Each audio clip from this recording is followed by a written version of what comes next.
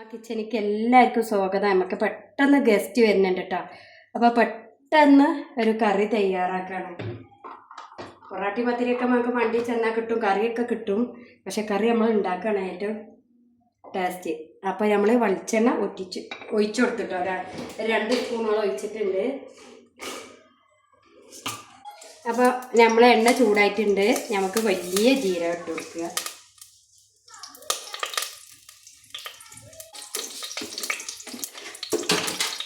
രണ്ട് വറ്റൽമുളക് ഇട്ട് കൊടുക്കുക. ജീരകം കരിയരുത്, പൊട്ടിക്കഴിഞ്ഞാൽ തീ എപ്പോഴും ഓഫ് ചെയ്യണം. ജീരകം കരിഞ്ഞു കഴിഞ്ഞാൽ പ്രത്യേക ടേസ്റ്റ് ആക്കാരം. വേപ്പിൻ്റെ ഇല ഇട്ട് കൊടുക്കുക. ഒരു ചെറിയ സവാളി, ഒരു വലിയ തക്കാളി, 100 ചെറിയുള്ളി. അത് നമുക്ക് എത്ര കറി വേണ്ടു അതിനനുസരിച്ച് എടുക്കാം കേട്ടോ. ഇവിടെ കറി ഇച്ചിരി തോന വേണം. അപ്പോൾ 100 ചെറിയുള്ളി എടുത്തിട്ടുണ്ട്. നല്ല വാഴട്ടെ. അതിൽ തന്നെ 1 സ്പൂണ് ഇഞ്ചി, മല്ലിച്ചപ്പ്, പുതിന, വെളുത്തുള്ളി ചതച്ചത്.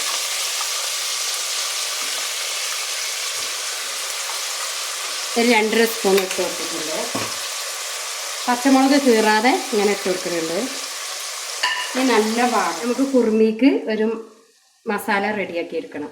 അതിനിതാ 2 ഏലക്കായ്, ചെറിയ പട്ട, 4 കറാമ്പൂവ്, മല്ലി പിന്നെ ഒരു കണക്കാണ് കുട്ടികളെ, മല്ലിപ്പൊടി. ഇത് നമുക്ക് വറുത്തെടുക്കണം. ഒന്ന് വറുത്തെടുക്കട്ടെ. അപ്പോൾ നമുക്കിതാ 2 മണി കുരുമുളക് കൊടുത്തിട്ട് ഇതൊന്ന് വറുത്തെടുക്കുക നമ്മളെ കുറുമിക്ക്.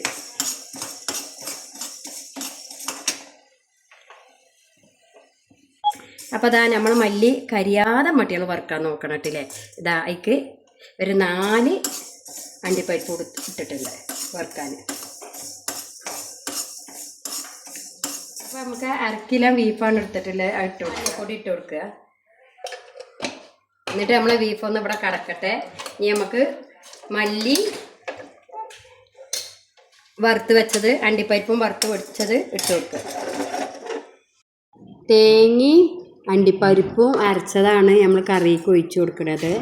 ഇനി നല്ലോണം തിളച്ചിട്ട് നമുക്ക് മല്ലിയില, പുതിനൻ്റെ ഇല ഇട്ട് കറി തിളച്ച് നമുക്ക് മാങ്ങ മിക്സി ഒഴിച്ച വെള്ളത്തിൽ ഒഴിച്ച് കൊടുത്ത് കറി പാകത്തിനാക്കിയിട്ട് നമുക്ക് മാങ്ങ. എല്ലാ മക്കളൊന്ന് ഉണ്ടാക്കി നോക്കുക.